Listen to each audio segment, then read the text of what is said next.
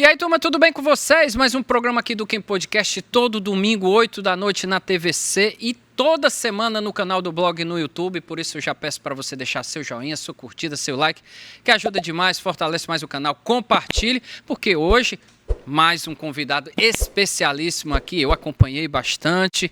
Já teve aqui eu não vou dizer o mentor dele, mas um dos que levaram ele para a mídia, que foi o Emanuel Magalhães. Mas hoje eu estou aqui com o ex-presidente do Fortaleza, ex-diretor de futebol, mas segue como torcedor, Daniel Frota. Que alegria, meu amigo. Rapaz, eu agradeço o convite aqui, Kempis, depois de 10 anos de ter saído do Fortaleza, que fez agora, Exato, a gente poder reviver não só a parte que eu vivi no Fortaleza, que foi muito intenso, e tão quanto intenso lá no Emanuel, na Voz da Fiel Tricolor, que era um marco, né, nos programas esportivos, era dedicado à torcida do Fortaleza, mas que todas as torcidas assistiam.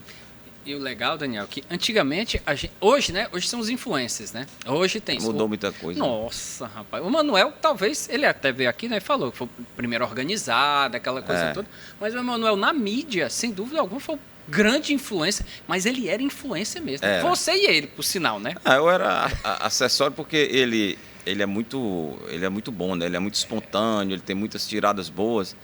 E aí ele me levou para lá, eu estava um dia lá na loja dele e era perto do programa. Ele disse, bora pro programa comigo. Não, rapaz, eu não gosto de rádio não sei falar em rádio. Aí foi aí que ele me levou lá e eu comecei, e aí comecei a pegar ele criou aquele negócio, o Pitaco do Espion. Espion. Foi mas dando, era foi espião dando... mesmo? O que era? Não, o Espion é porque, eu vou contar essa história aqui bem rápida, né? Lá na loja dele, ele vendia vidros, mármores e granitos. Aí tinha um italiano, não sei se era, ou era o europeu. E aí eu não tinha o que fazer, de besta, fiquei perguntando, rapaz, que história é essa que vocês trabalham 6 meses e os outros 6 meses vocês viajam? Como é isso? Não trabalha só 6 meses, os outros 6 meses, tem uma lenda dessa aí que eu acho que é uma lenda. Aí ele falou lá do que falar, fez o pedido, quando saiu ele ligou para Emanuel e disse, Emanuel, cancela o meu pedido, que esse seu amigo é espião. Espião, no caso ele falava espião porque ou era italiano ou era espanhol. Aí o Emanuel botou essa palavra de espião porque ele tem muita qualidade assim de criar nomes, ele criou muita... Agora ele criou até demais, né? E aí eu fiquei como espião por conta disso. Aí ele criou o Pitaco do Espião, que eram as minhas participações no programa que fazia junto com ele. Mas fez sucesso demais, né? Demais. Nossa, hoje eu vejo que o quão fazia sucesso. Na época eu não imaginava tudo isso. O Emanuel dizia, não, tem aqui a pesquisa aqui de audiência, a gente ganhou não sei de quem, eu não sei, eu achava, eu não via, né? Porque a gente, hoje em YouTube você não pode mentir que tem lá as visualizações e tudo. Mas aí hoje mesmo, até com os torcedores do Ceará, eles curtiam muito, achavam muita graça e tal. O pessoal lá de dentro do Ceará, o próprio Evandro Leitão, que eu conversei com ele disse que assistia também. E ninguém ficava com raiva dele, né? Porque era uma forma espontânea dele. Aí tinha um torcedor chamado Zé Cláudio do Ferroviário que ligava para lá e ele ficava mangando do cara. Então era uma brincadeira. A Kombi, que ele ficava frescando. A Kombi era. Aí foi assim, então foram muitos anos lá e aí depois eu saí porque fui para Fortaleza, não dava para eu bater o escanteio e cabecear, ou seja, criticar e ao mesmo tempo executar. Isso. E aí a vida é assim, vai mudando, são ciclos e acabou que ele ficou me criticando lá quando eu estava no Fortaleza. Isso. Eu nunca fiquei com raiva dele. Eu dizia, rapaz, o Emanuel é assim, não é maldade, é o jeito dele. E ele tem o direito de reclamar, né, torcedor? Total. Ele disse que não tinha capacidade nenhuma de ser dirigente. Isso. Esqueça isso. Então ele metia a crítica lá em cima de todo mundo, porque ganhou, é todo mundo bonito, perdeu, todo mundo é feio, todo mundo é um bocado de coisa. E aí eu dizia que não se incomode com o Emanuel, deixa para lá. E aí a gente tocava o Fortaleza, mesmo com as críticas do Emanuel, e respeitando, e participava direto dele também, com o Jorge Telmo, direto do PC. Verdadeiro homem-pássaro. Aparou o homem-pássaro, era bom. Mas, Daniel, como foi essa transição? Daniel, o Emanuel sempre tinha falado, né, que não, eu não sirvo para esse negócio, não, mas você acabou indo para esse rumo, para ser dirigente, inclusive chegou a ser presidente. Como é que foi essa transição de um homem que não queria falar em rádio para chegar ao ponto de ser presidente de Fortaleza? O que foi que aconteceu ali que você disse, rapaz, eu vou... E quem te levou para lá? Eu não queria ser de rádio, nem queria ser dirigente de futebol. Achava que era muita responsabilidade, e é. Mas a gente vai entrando devagar e vai se envolvendo e querendo resolver as coisas, porque onde eu entrei lá estava muito muita situação, muita dívida, Fortaleza, muita dívida. E aí como foi? Um dia o Fortaleza, acho que o Paulo Arthur era o presidente e tinha renunciado. Isso. Acho que foi em 2011. 2011. Eu nunca tinha ido no PC, na sede do PC em 2011. Eu era só torcedor, eu ia para o estádio viajar, para Itapajé, para Itapoca, para Natal, para onde Fortaleza fosse, muitas vezes eu ia. E aí eu disse, rapaz, eu vou lá. Eu vou lá no PC, que tinha um amigo meu, o Estélio Mendonça, que também era diretor do Fortaleza, me chamou para ir lá, que estava entre o Fortaleza, perdeu o campeonato para o Ceará, com um gol no último minuto, acho, do Oswaldo, na época do Flávio Araújo, eu acho. E estava esperando ainda começar a Série C. Aí eu vou lá. Aí eu fui lá, entrei, subi, abri a porta, estava numa mesa de reunião lá, estava o presidente que tinha assumido, que era o deputado Osmar Baquite, e todas as pessoas que estavam lá. E aí o Osmar, com aquele jeitão dele, meu líder, entra aqui e tal.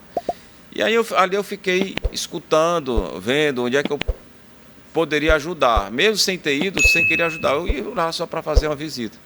E aí eu comecei a me interessar por as questões trabalhistas, que tinha muita. Eu não sou advogado, né? Mas assim, eu vivo num ambiente jurídico e eu escuto muito, eu gosto muito de ler, de perguntar, de mexer. Eu digo, acho que onde eu posso colaborar aqui é nessa parte das causas trabalhistas, que eram demais, era assim uma coisa louca, porque começaram a fazer muito acordo, só que fazer o acordo tem que cumprir, para cumprir tem que ter o dinheiro, e a dificuldade era essa. Então eu fui desse negócio, acabei que eu fiquei trabalhando nessa área só da parte das causas trabalhistas, que eram muitas, e aí eu fui, com o tempo, eu fui me envolvendo em outras áreas, e acabou que em 2013 eu passei a ser vice-presidente, também sem querer. Eu disse, bote outra pessoa que gosta da vaidade. Era o Baquite. O Baquite queria que só ia se eu fosse o vice. Bote outra pessoa, eu não tenho interesse em ter cargo, eu vou ficar aqui do mesmo jeito, porque eu acho que tem gente que gosta da vaidade de ser o vice, e é uma honra muito grande. Ele disse, não, mas eu só vou se você for. Aí eu disse, tá certo. Tanto é que no dia da eleição, acho que tinha um candidato além dele, não sei se era só o doutor Alexandre, e ele ganhou, não estava nem lá. Não é porque eu não queria, não, é porque eu não gosto assim, não gostava muito gosto muito de polêmica, não. Apesar de eu, no programa da Manuel, às vezes eu criava umas polêmicas, mas era por emoção. Depois eu até me arrependia. Então foi assim que eu cheguei no Fortaleza e fiquei até 2014. Graças a Deus, se eu entrei com as causas trabalhistas, eu saí com elas absolutamente equilibradas. No dia 31 de dezembro de 2014, que foi o último dia de mandato, naquele dia não existia nenhuma execução trabalhista. Não é que não existia, eu tenho até o documento aqui, não é que não existia ação trabalhista, mas não estava julgado. Então podia ganhar, podia perder e não ia pagar antes de ser julgado. Mas como eu peguei, que eram muitas ações na área de execução trabalhista, quer dizer, não tem mais jeito, tem que pagar, no dia que eu saí não tinha nenhuma mais. E nem deixamos débito de funcionário, de nada. Assim foi a minha passagem do rádio para lá. Mas, Daniel, e o que você lembra, o que mais te marcou naquele período lá de 13 e 14 como presidente do Fortaleza, dentro do PC? O que assim, quando tu lembra, quando alguém pergunta, sua família e tal, rapaz, tu foi presidente, o que aconteceu lá? O que ficou marcado para ti lá? Rapaz, muita doação, muita angústia diária, muita pressão. E o que me marcou, rapaz, foi assim um período que a gente larga a família mesmo. É verdade, isso mesmo? Larga, larga porque você não passa 24 horas pensando, eu passava 24 horas pensando em como solucionar os problemas do Fortaleza. Para o time não se acabar, para o time conseguir chegar numa final, de subir a Série C. Então, para isso tinha que ter algumas coisas antes. Então, meu irmão, que mora em Brasília, que vinha para cá, até se aborrecia comigo, me chamava de monotemático. Eu só falava do Fortaleza, das coisas, que ele é juiz do trabalho, eu ficava perguntando as coisas a ele, rapaz, como é que você acha que a gente deve resolver assim? E ele ficava até chateado, ele vinha para cá para curtir. A minha mãe, né, que ele vem visitar sempre, que fez 100 anos agora, a minha mãe, graças a Deus, rapaz, 100 anos. Que benção, saúde, sempre. Comemoramos agora sábado. E aí ele ficava chateado, porque a gente saía para jantar, só falando no Fortaleza, ele recebendo ligação. Então isso foi o que me marcou, assim, mas muitas coisas boas. Não tenho nada de achar ruim, mas o que marcou, o que foi agora está uma moda virada de chave. Isso. Uma virada de chave foi quando eu saí e que eu passei a viver mais a minha família, o meu filho, que era muito novo. E aí foi assim, não ter mais aquele encargo foi um alívio muito grande. A gente volta já falando nisso, sobre esse período, mas eu queria que você falasse, mas você deu uma pausa, né? Você saiu, mas saiu mesmo, né? Foi aquele diretor, que é o presidente, que disse, rapaz, eu não quero mais saber. Ribamar, né, teve um período, mas o Ribamar de vez em quando ainda aparecia. Mas você largou completamente. A gente tentava procurar você parecia que estava em outro planeta, não era nem em outro país, você estava em outro lugar. Por que você tomou essa decisão tão radical? Primeiro, eu acho que precisava desintoxicar do ambiente. Não é do ambiente, é das responsabilidades que eu carregava sobre mim. Que embora eu não fosse responsável por tudo, porque era tudo, cada um tinha sua missão, mas eu sempre perguntava tudo a todo mundo, preocupado. E aí eu fiquei, não sei como é que eu vou lhe dizer aqui. Como é que eu digo? Me ajude aí. Rapaz, não sei. Você ficou, rapaz, eu quero paz na minha vida. Não, na verdade, eu disse no final do coisa, eu não queria mais ser dirigente, porque eu não tinha conseguido subir. Ah, você ficou um pouco frustrado com isso? Não é frustrado. Eu acho que alguém tinha que entregar a outra pessoa, que a gente tinha tentado, eu dizia isso, a gente já tentou, já não conseguimos. Então, é direito da torcida, porque a torcida sempre acha um vilão, né? Sim, antes da final, por exemplo, contra o último foi o Macaé. Foi o Macaé em 14. Antes do jogo, nós empatamos lá, e aqui empatamos lá de 0-0. 0-0, e aqui foi 1-1, isso. Antes do jogo, antes da gente levar o gol, que o Romarinho bateu debaixo da trave, meu amigo, eu estava ali no camarote que eu ficava, em cima, rapaz, eu era Deus praticamente. Todo mundo me falava, tá. A bola não entrou aí, né? Aí eu disse, não, eu acho que está na hora de alguém tentar. Tá na hora. E tinha uma turma assim que não era muito grande, mas é muito barulhenta, no início das redes sociais ainda. Isso. Mas eles eram muito fortes. E eu não tinha rede social, não tinha Twitter, não tinha nada. Mas estava muito forte. Criou-se aquela carga de torcedores que não era o torcedor. O que me chateava eram os torcedores próximos, aqueles que conheciam o clube, que já tinham estado dentro do clube e que mesmo assim, por ser louco momentâneo, como diz o torcedor, eles não tinham limites para agressão. Aí eu disse, está na hora da gente sair e outra pessoa tentar, né? E foi aí que a gente saiu, a gente nem concorreu, e está na hora de sair, deputado Osmar. E foi aí o Osmar acabou sendo convidado para ser secretário. Isso. E me levou para ser secretário executivo dele. Aí, dali já quebrou o vínculo. E eu passei esses 2 anos, nos primeiros 2 anos, tentando desintoxicar, e com o tempo a gente acaba...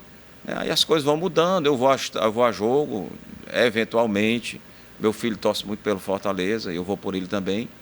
Mas o estádio é muito quente, né? Nossa, o Castelão é um negócio absurdo. Aí eu digo, rapaz, é muito quente, o bom é ficar aqui deitado na minha rede, no ar-condicionado, e vendo o jogo na TV. Quando terminar o jogo, não pego um engarrafamento. Então, tem sido assim. Mas Daniel, você ficou rico no Fortaleza? Eu não rico, mas vai ficar pobre. É verdade aquele negócio que teve que... Era tanta preocupação sua com o dinheiro que não dava nem para... Não tinha como você não pensar em outra coisa que não seja pagar a dívida? Infelizmente, naquela época era assim. Porque no primeiro ano, que eu não estava lá assim diretamente, como eu falei, 2011 e 2012, não pagavam nem as passagens para você ir jogar. Eram 4 times só. E era um jogo de, acho que era ida e volta, mas as 3 viagens você tinha que fazer por conta própria, não tinha nada. E o Fortaleza não tinha patrocínio, o Fortaleza não tinha apoio do CBF, não tinha nada.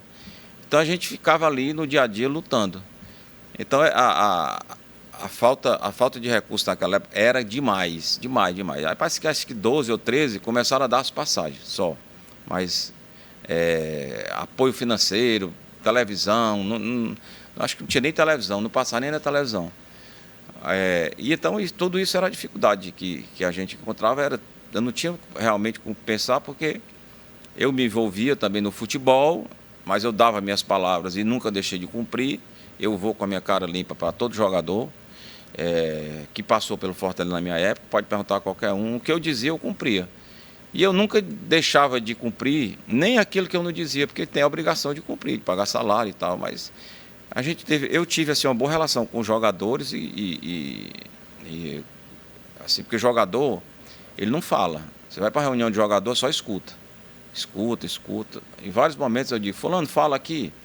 Fulano, se pronuncia, está errado, o que é que você está achando errado? mas eles não falavam. Então eles escutam, eles ouvem muito e veem, mas não falam.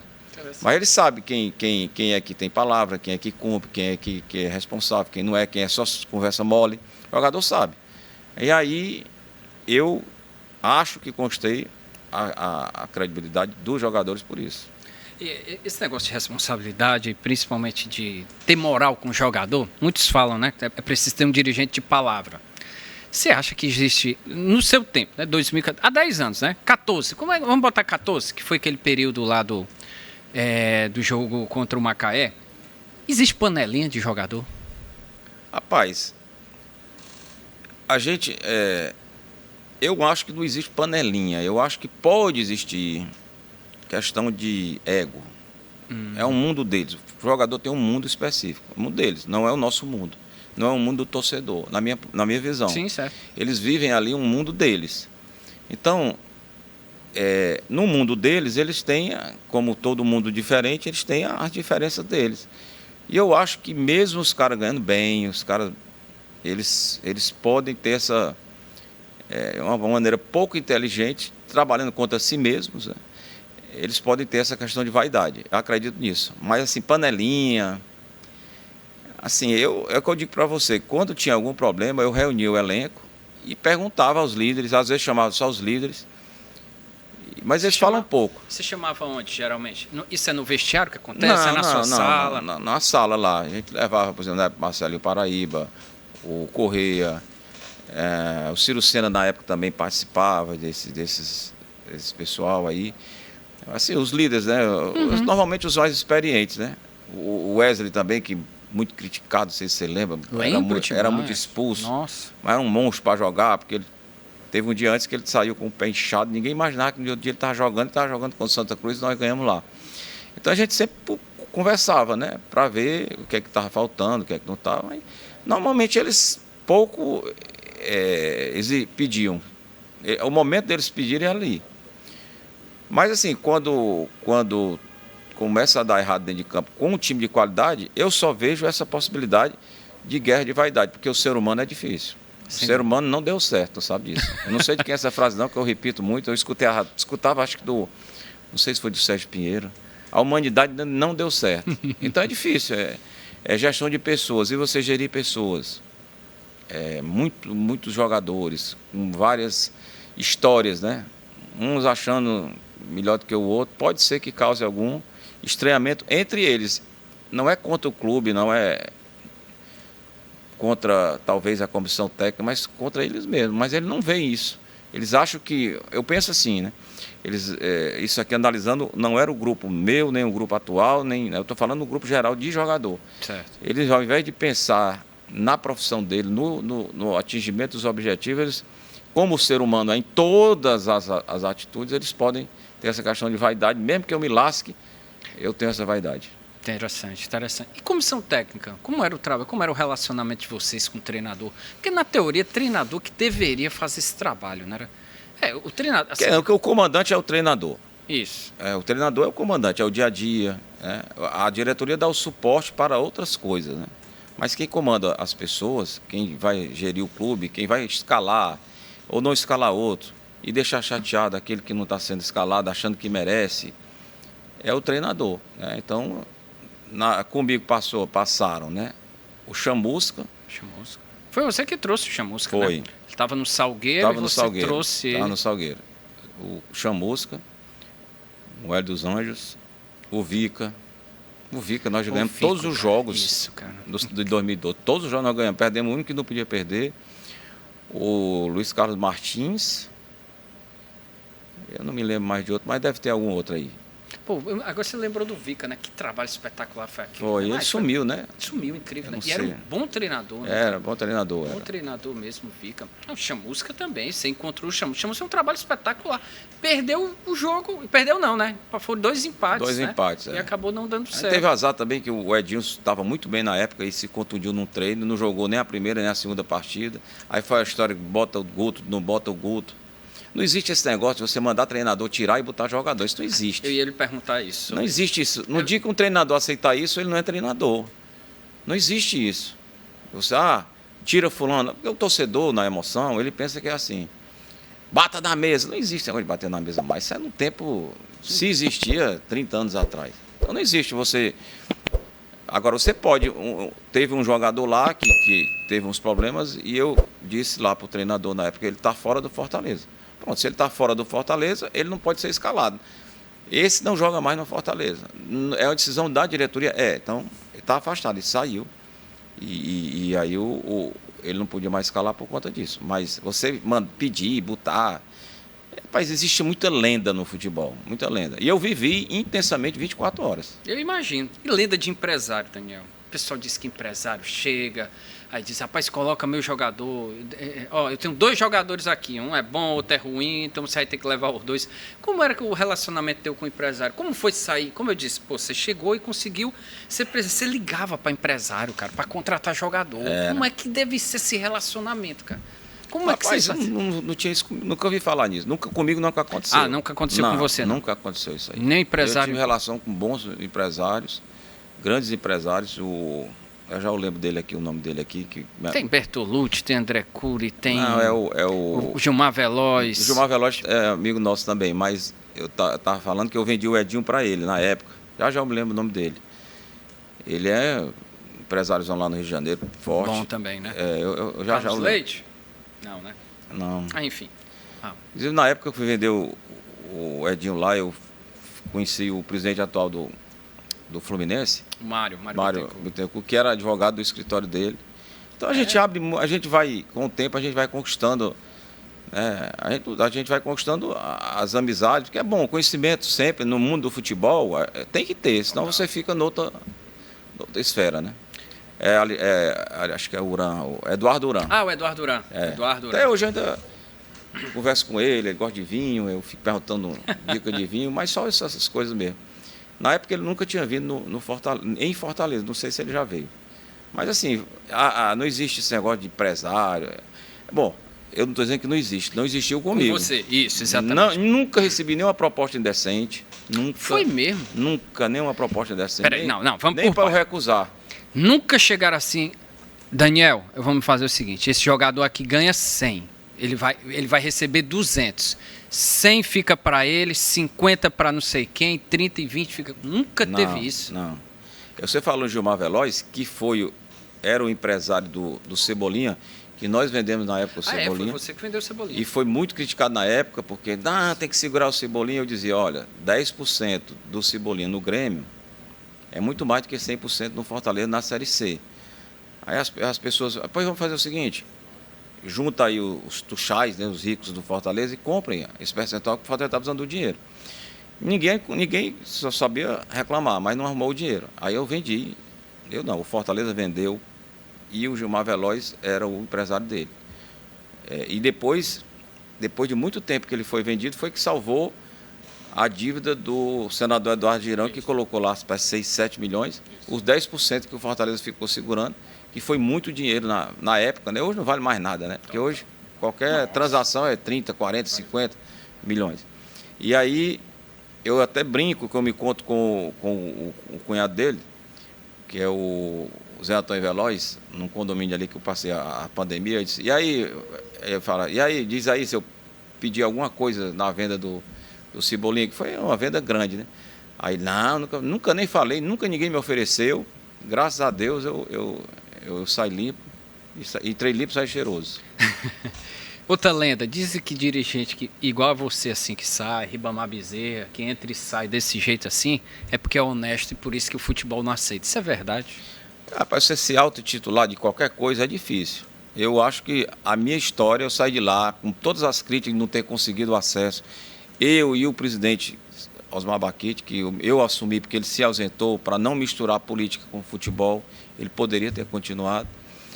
Então não é por isso que eu saí, porque eu sou honesto e os outros são desonestos. Eu saí porque eu acho que eu já tinha tentado muito e está na hora de alguém com uma nova energia colocar em prática aquilo que estavam falando fora, porque é muito fácil falar de fora. Total. E aí, eu não digo que as pessoas honestas saem ou não saem.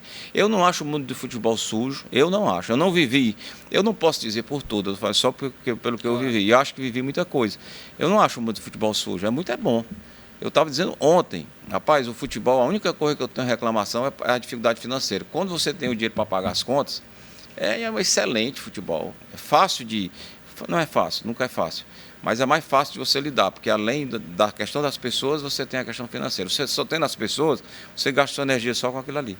Então, não acho que o mundo de futebol é um mundo sujo. É um mundo diferente, paga muito bem. Hoje, então, é o melhor ramo para se ganhar dinheiro, chama-se futebol. Jogador... Qualquer comissão técnica, tudo milionário. É um absurdo um jogador ganhar 2 milhões de reais, como parece que lá no Cruzeiro um ganha. É muito dinheiro por mês, homem. Bota isso aí. É loucura, né? É também que você falou nesse tema aí, a gente volta já sobre Fortaleza. Mas, pô, Daniel, o crescimento foi um negócio. Se a gente falar de 10 anos, um jogador realmente... Não só um jogador, a gente fala de comissão técnica também. É demais. Um negócio assim absurdo, os caras ganham. E outra, eu vi uma frase há pouco, uma entrevista do diretor do presidente do Cuiabá, Eduardo, o nomezinho dele é porque... Deve ser italiano. E alguma coisa assim, e ele falou, pô, cara, eu fico... Aí ele falou lá, eu fico muito puto mesmo. É um áudio, né? Um áudio que tem dele. Não, é uma entrevista coletiva, foi depois de um jogo, uma derrota que o time levou, acho que foi do Atlético Mineiro. Quem não estiver aqui ganhando o que está, Como é que pode? A motivação, jogador querer motivação, ganhando 400 mil, jogando em arena de Copa do Mundo. E o cara que cuida da grama, que vem todo dia para cá para ganhar um salário mínimo, antes de começar a tratar. Aí, o que eu falei para você, mesmo eles jogando contra eles mesmos, a questão da vaidade é da humanidade, é do ser humano. Então, é isso aí que eu acho. A pouca inteligência está aí. Eu ganhando muito bem aqui, minha família está bem, e eu ainda vou, por questão de ego, eu vou fazer alguma coisa que só para fazer mal a alguém que, na verdade, volta para mim. Total. Eu não entendo isso. É difícil entender. Não, o cara não se esforçar. Não, esse jogo aqui, ao invés de eu dar aquele pique de 100 metros, eu vou dar só um pique de 50. Qualquer coisa eu seguro. Nossa, mas aí vai do caráter também. Quando o cara tem bom caráter, ele não vai fazer isso. Porque ele não vai fazer isso no futebol, ele não vai fazer isso fora do futebol. Também tem isso. Agora, tem uns que são limitados, né? Intelectualmente limitados, e aí não alcança isso. Aí acha que, enfim, não sei. Mas eu acho que a única coisa que às vezes a gente não consegue detectar, porque é no mundo deles fechados, é que eu falei, essa vaidade que tem entre o jogador que faz gol, o outro que não faz gol, o outro que ganha mais ou ganha menos. Eu não acho que o jogador devia reclamar porque o outro está ganhando mais, não. Eu não acertei o que eu pedi, então não é teoricamente para... Mas é o ser humano, né? Isso é bíblico, né? A famosa lá, né? Que Jesus chama o cara lá, o dono da empresa, já, ó, você para trabalhar até 6 horas, eu lhe pago um denário. Aí beleza. Aí o cara que chegava meio-dia, eu lhe pago um denário. O que chegou 5 horas, eu lhe pago um denário. Aí o cara que começou, ei, peraí, você tá pagando isso. Peraí, eu acertei com você o valor. Eu acertei com você o valor. Ele aqui é outras coisas. É o famoso, os últimos serão os primeiros, né? Daí vem a famosa frase. Pronto, agora mais um aprendizado aqui com você. Não, mas é bíblico, é isso mesmo. Você tem que... Pô, acertei foi com você, não foi com ele, não. Deixa ele em paz. Você tem que fazer o seu trabalho. Você lembrou do Cebolinha? Cara, uma das coisas, Daniel, que mais me incomodam no futebol cearense é a categoria de base. Eu não consigo entender por que o futebol cearense hoje não é uma base tão espetacular quanto é o Palmeiras e quanto é o Flamengo, que hoje viraram referência de tudo. O Inter também tem lá, mas o Inter faz um trabalho gigante. Mas quando você estava lá, Daniel, eu sei que era difícil, porque você estava no profissional e existia um peso muito maior, não só de responsabilidade, mas de resultado. Mas, Daniel, o que é que falta ali? O que na tua visão, rapaz, por que eu não consigo? Você tem um jogador lá em Sobral, Daniel, você tem um menino lá se destacando, é o sonho dele vir jogar aqui, cara, você pega um menino desse... Cebolinha, para mim, acho que é a prova maior, nós temos inúmeros aqui, que se desse oportunidade, com certeza... geraria muito dinheiro. Aquele zagueiro Max, também, que da época do Edinho, que era um jogador muito bom, que se contundiu num jogo lá e quebrou o tornozelo, também veio da base do Fortaleza. Isso. Porque muitos da base apareceram porque tinham que aparecer. Eram tão bons que mesmo com as dificuldades apareciam. Mas isso é uma evolução, né? O Fortaleza teve o CT Ribamar Bezerra, está evoluindo nas estruturas de lá. Eu creio que o Fortaleza, assim, no top, assim, é recente, né? Então, agora que o Fortaleza conseguiu ter um suporte maior, uma estrutura maior, por conquistar a participação em campeonatos brasileiros, Libertadores, então isso é para criar o jogador, ele tem que começar. Então, ele não nasce de um dia para o outro. Então, eu acho que nos próximos anos, muita coisa boa vai aparecer, como tem no Palmeiras, como tem. Porque lá, o que eu acho, lá eles fazem, lá no Atlético Paranaense também, eles dão escola dentro do CT, negócio... você estuda lá, fica lá o dia todinho. Isso é importante porque vai na parte também da educação, né? Então, eu acho que é um avanço. Ninguém pode ficar bom de uma vez em tudo.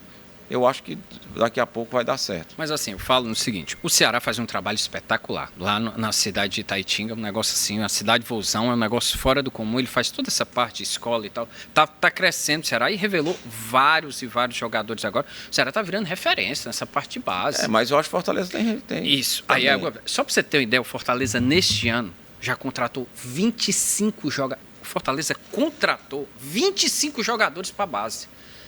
Não existe isso. Mas é para engorda. Ele está contratando barato. Ele está investindo. Eu acho que ele poderia investir aqui, né? Ao invés de... Não, olha só, eu acho o seguinte.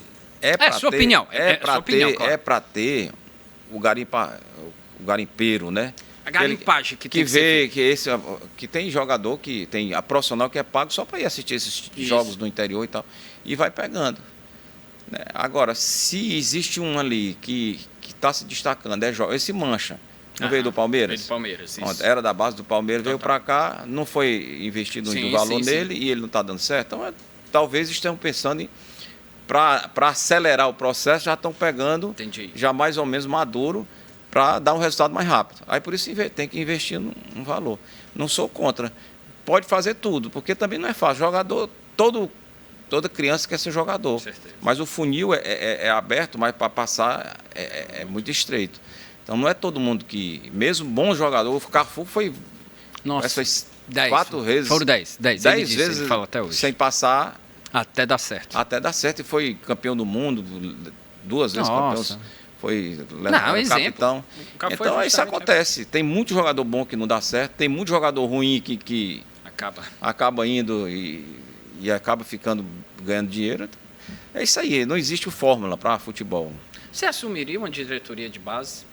Se você fosse Não, eu acho que eu não. Por exemplo, não só Fortaleza, mas, sei lá, o próprio Ferroviário, agora que virou SAF, um clube, um Floresta, o próprio Fortaleza, cara, eu falei porque você tem o seu vínculo com o Fortaleza, mas uma base, para você assumir assim a diretoria de base, você comandar a base, você acha mas eu não tenho, como eu disse que eu não tinha perfil na época, eu não acho que tem um perfil para tomar conta da base, não. A base é uma coisa muito específica, lida com criança, né? Lida com os pais, tem muita coisa envolvida ali, viu? Muita coisa que você... Se eu fosse, eu queria mais o profissional mesmo. Eu não tenho, acho neste momento que eu não tenho aptidão para tomar conta da base. Tem que ter muita paciência, né? Para você passar um ano todinho, não revelar ninguém, não se chatear. Então, assim, acho que no momento não vejo. Você fez algum curso nesse negócio, desse período aí, para tentar negócio CBF? Que não, agora a moda agora é isso, né? Fazer o curso fazer esses cursos da CBF. Eu nunca quis me profissionalizar, porque eu sou funcionário do Banco do Brasil, né?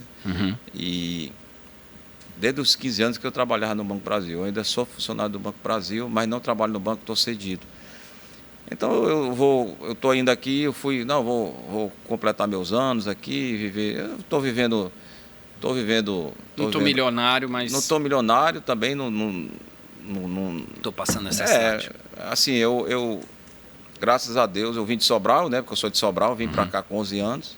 A gente vive, é um orgulho contar isso quando vocês vem com dificuldade, não passava fome, mas vivia com dificuldade. E hoje, assim, é um outro mundo. Então, eu não quis me profissionalizar no futebol, não. Porque começou nos últimos anos esse negócio de obrigação de fazer curso, todo mundo fazendo curso. O nome agora é executivo de futebol. Eu acho que eu poderia trabalhar diretamente no futebol, porque eu tive uma experiência muito boa, uma escola muito boa. Você foi presidente, cara. Claro. Eu fui tudo. Uma escola exatamente. Você foi tudo. Eu fui tudo. Então, vice-diretor, tudo. Agora o que eu acho é que inflacionou muito, né? Assim, hoje é uma coisa absurda. O maior salário na época era R$40 mil. Era 40 mil. Era o Marcelinho? O Marcelinho Paraíba. O maior salário é o Marcelinho Paraíba. Ou seja, em 10 anos. O outro tinha 35. Hoje não existe mais isso, né? Hoje não existe mais isso. Então, Eu Hoje gosto. nem o executivo, nem o diretor ganha 40 mil, ganha bem mais. Eu que nem sei isso. quanto ganha, não, porque É melhor não ser. se ganhar, tá ganhando bem. E deve ganhar bem mesmo, porque é duro. A pressão é grande. Você trabalha 24 horas, não existe esse negócio de você não ter tempo. Você se envolve mesmo. E como é que você vê hoje o Fortaleza? Você ainda é conselheiro? E daí eu pedi para sair do conselho logo quando eu saí. Você também, pedi, você também saiu até do conselho, caramba. Eu pedi, cara, porque eu não estava mais afim de passar 2 anos, não queria ouvir nada.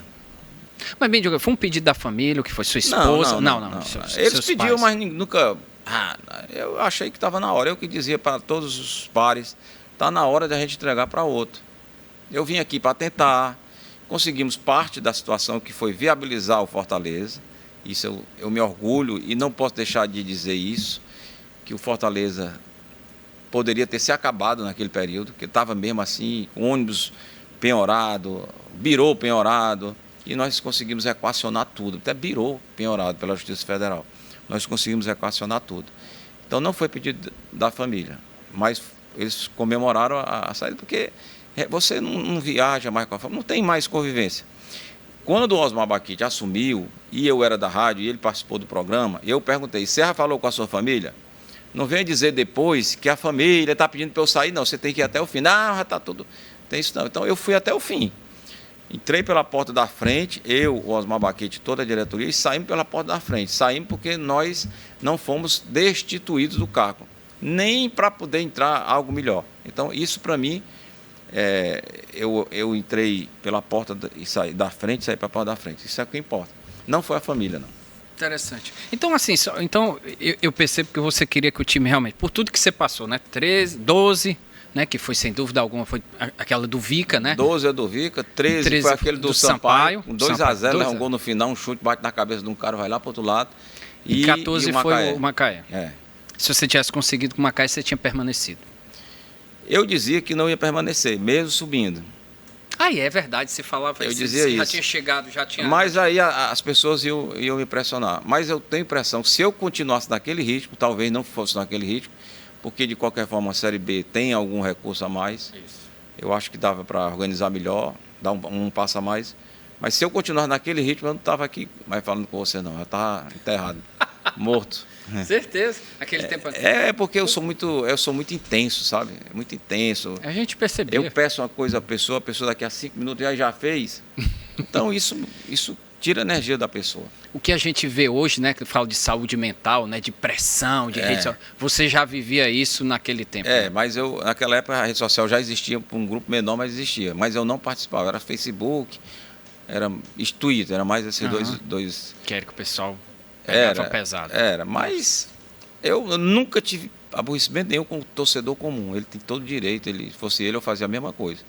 O que me aborrecia as pessoas de dentro, sabendo das dificuldades, participando das reuniões. Por exemplo, diz aí alguma coisa que aconteceu. Não precisa citar nome, obviamente, mas o que acontecia assim que te machucava?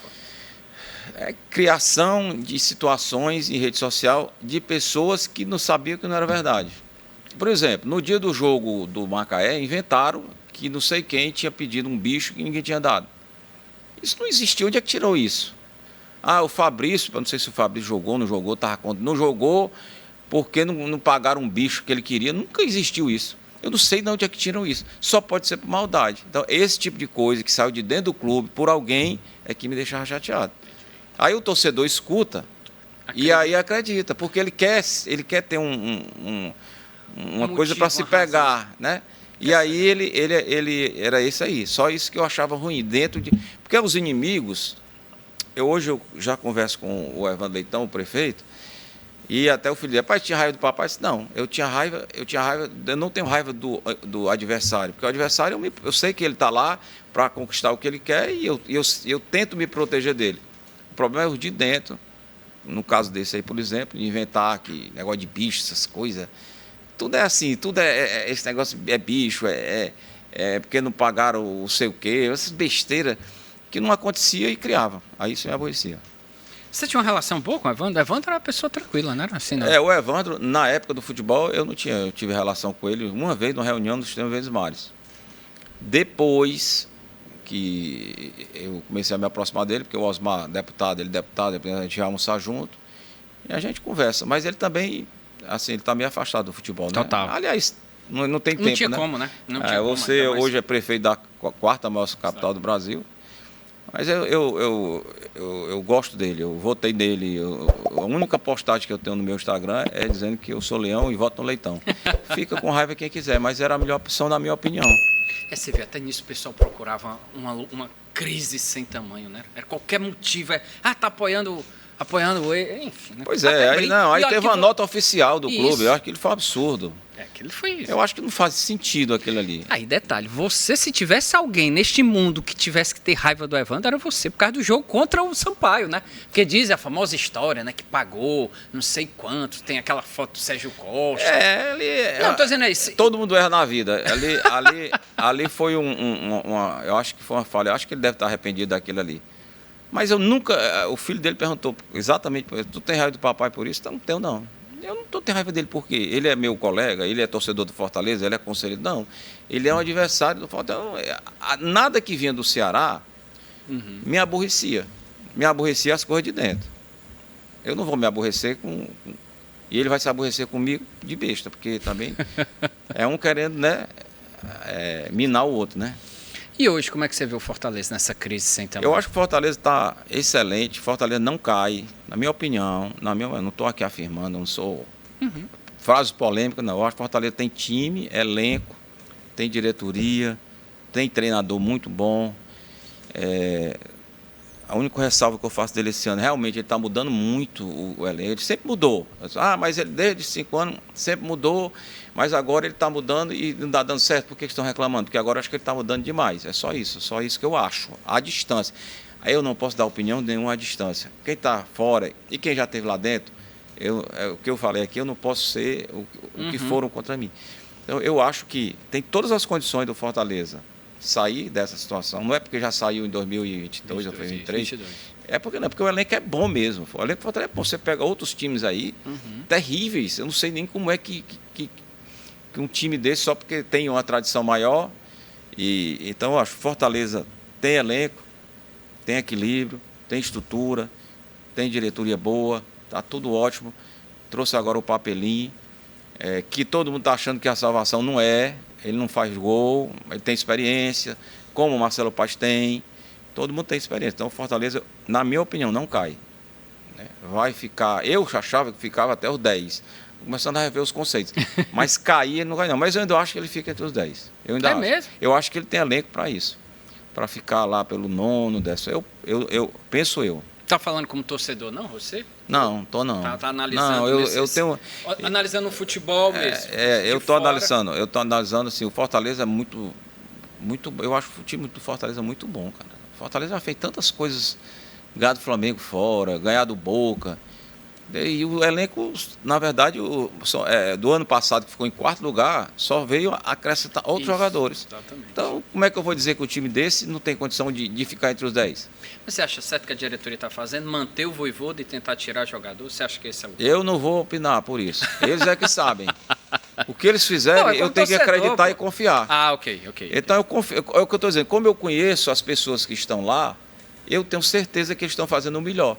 Se eles estão achando que o melhor é manter o treinador, porque é muito de longe, tira o treinador. Afasta fulano de tal. Não é assim. Ninguém sabe.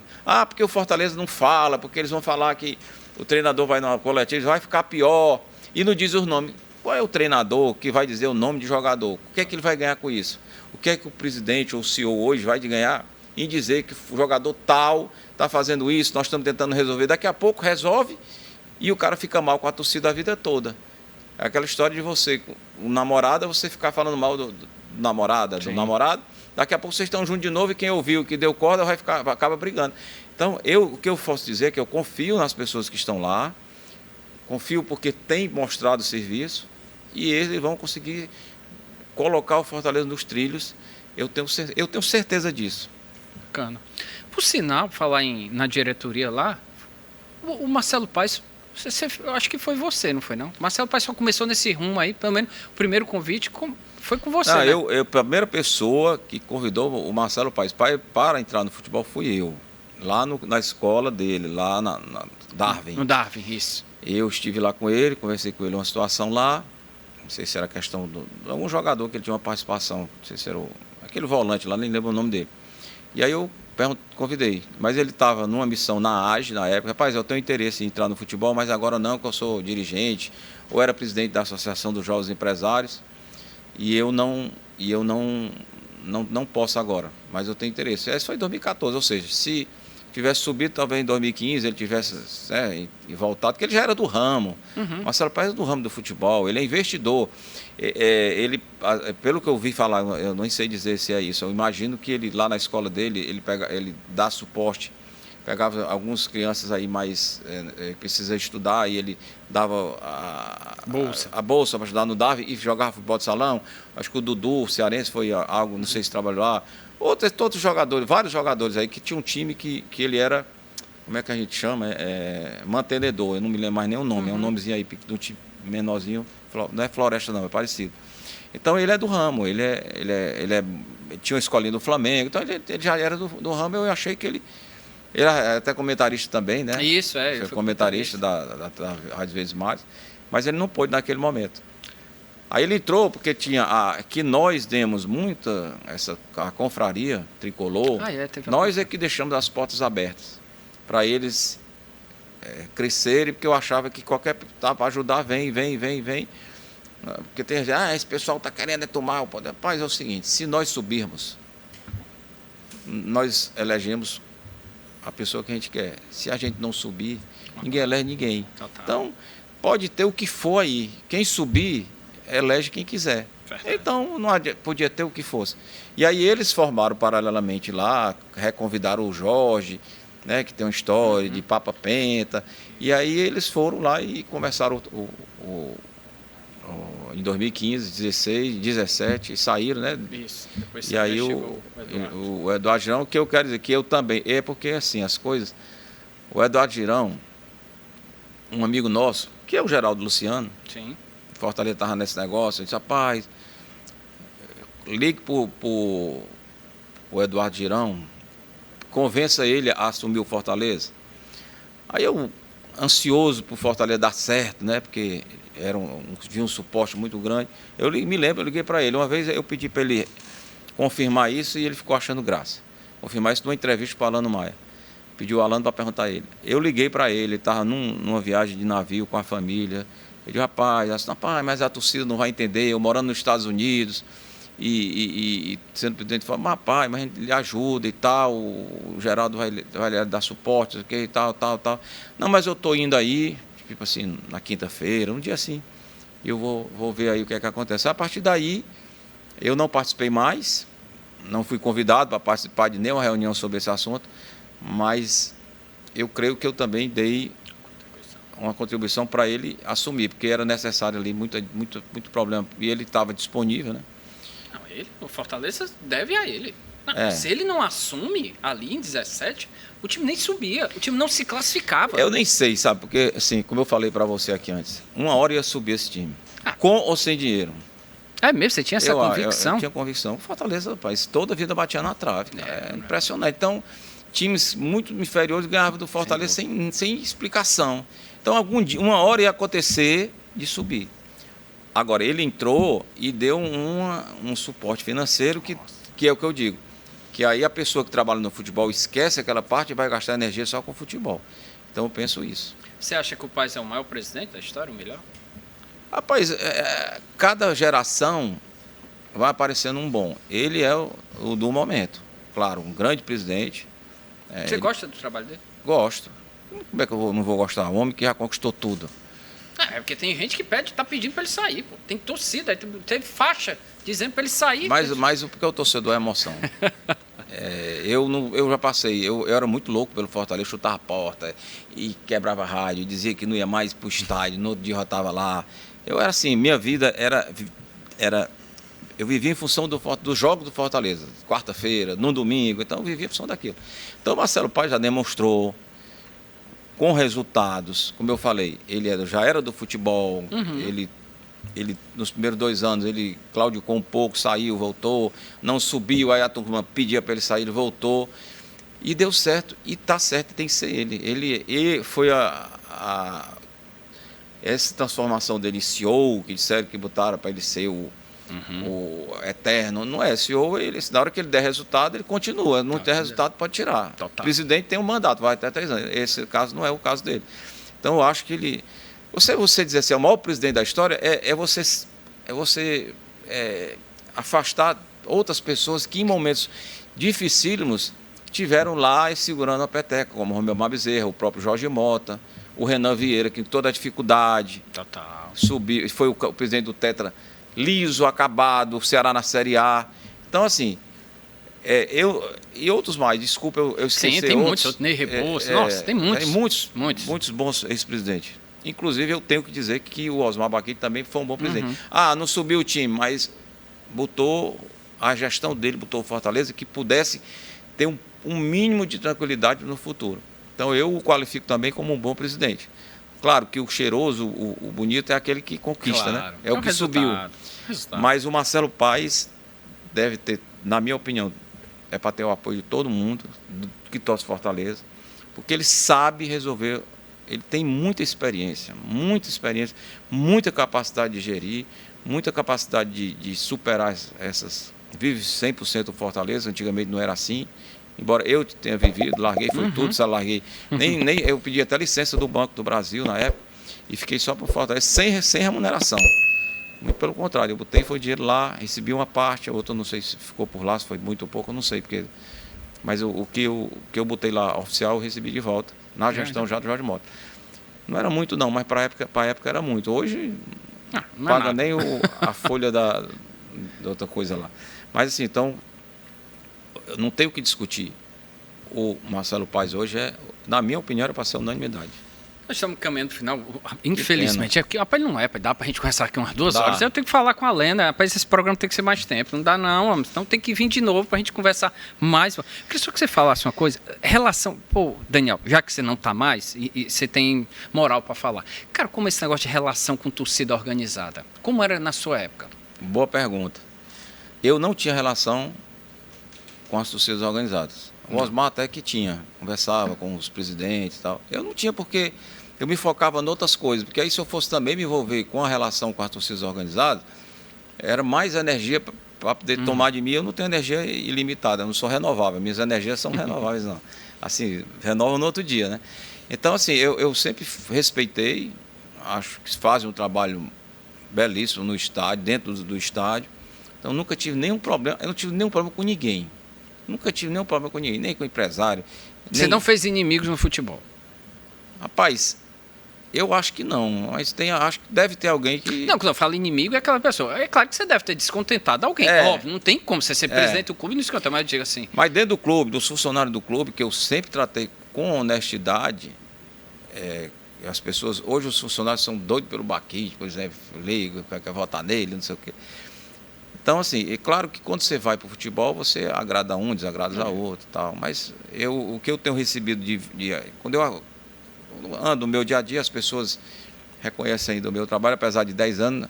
10 anos tem gente aí que está com podcast que eu acho que era bebê ainda, há 10 anos atrás. Certeza. Hoje tem 18, 17, 19, 20 anos.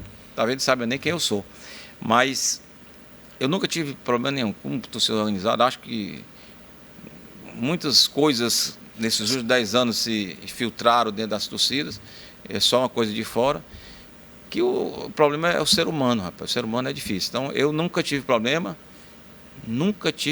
com nenhuma torcida organizada. Só um pessoal lá, quando a gente, em 2014, que não deu certo, que aí eu me chateei, achei um absurdo, uns 3 ou 4 que não era de torcida organizada, invadiram o PC, quebraram o vidro, quase bateram na toinha e queriam soltar uma bomba caseira lá dentro do centro administrativo, lá onde ficam as pessoas, os funcionários e a diretoria. O cara diz isso publicamente, que queria soltar uma bomba caseira e eu não posso, que a bomba caseira é uma bomba pior do que uma bomba que não é caseira. Então esse pessoal depois continuou foram para dentro do Fortaleza, alguns desses foram para dentro do Fortaleza. Aí eu achei errado, porque é uma pessoa que promete soltar uma bomba caseira que pode matar muita gente, pior do que Gaza, então acho que foi um erro. Mas na torcida organizada mesmo, na TUF, JGT e entre outras que existiam, nota 10 para o trabalho deles, excelente. Esse episódio eu me lembro, né? Ele depois foi para a diretoria? Ele foi o quê? Não vou falar. Não vou vale dizer, a pena não, né? Não vale não. Eu só estou dizendo, quem estava lá sabe que essa pessoa que foi lá para dentro era um cara que ameaçou, que era para ter soltado uma bomba caseira dentro do PC para matar todo mundo. Matar mesmo, não era machucar, ferir, se queimar, não. É matar, porque mata.